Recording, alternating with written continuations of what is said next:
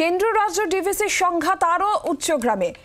যেটা জানতে পারা যাচ্ছে, ডিভিসি ইস্যুতে প্রধানমন্ত্রীকে চিঠি মমতা বন্দ্যোপাধ্যায়। ডিভিসির বিরুদ্ধে না জানিয়ে জল ছাড়ার অভিযোগ করছেন মমতা বন্দ্যোপাধ্যায়। ডিভিসির সঙ্গে সম্পর্ক ছিন্ন করতে যে চিঠিতে অতিরিক্ত জল ছাড়ারও অভিযোগ তুলে ক্ষোভ উগরে দিয়েছেন মুখ্যমন্ত্রী। কেন্দ্র রাজ্য ডিভিসির সংঘাত আরও উচ্চগ্রামে। এবার ডিভিসি ইস্যুতে প্রধানমন্ত্রীকে চিঠি মমতা বন্দ্যোপাধ্যায়ের। ডিভিসির বিরুদ্ধে না জানিয়ে জল ছাড়ার অভিযোগ, ডিভিসির সঙ্গে সম্পর্ক ছিন্ন করতে চেয়ে চিঠি মমতা বন্দ্যোপাধ্যায়ের এবং সেই চিঠিতে অতিরিক্ত জল ছাড়ারও অভিযোগ তুলে ক্ষোভ উগরে দিয়েছেন মুখ্যমন্ত্রী।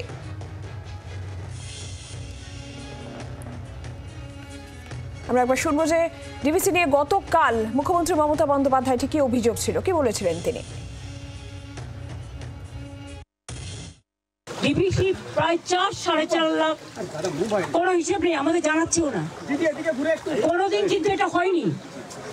আমরা টাইম টু টাইম মনিটরিং করি এবং আপনারা শুনলে অবাক হবে। যেদিন ডাক্তারদের নিয়ে আমার বাড়িতে মিটিং ছিল, আমি ডিভিসির যে চেয়ারম্যান তাকে পার্সোনালি ফোন করেছিলাম, আমার চিফ সেক্রেটারি কথা বলেছিল, আমি বলেছিলাম যে আমাদের এখানে বর্ষায় ফ্লাড হয়ে গেছে, প্লিজ এত জল ছাড়বেন না।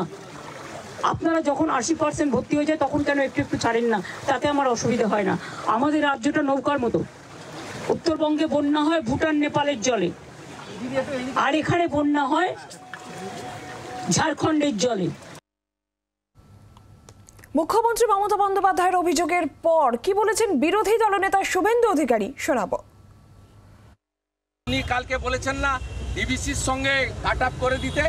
উনি কি জানেন যে পশ্চিমবাংলার পশ্চিমাঞ্চলের 7 থেকে 8টি জেলায় আলো জ্বলে, কারখানা চলে, ট্রেন যায় ডিভিসির বিদ্যুতে? একটা পাওয়ার প্ল্যান্ট করতে পারেননি, ডিভিসির উপর নির্ভর করেন, আবার ডিভিসিকে সঙ্গে সম্পর্ক কাট আপ করবেন বলেছেন।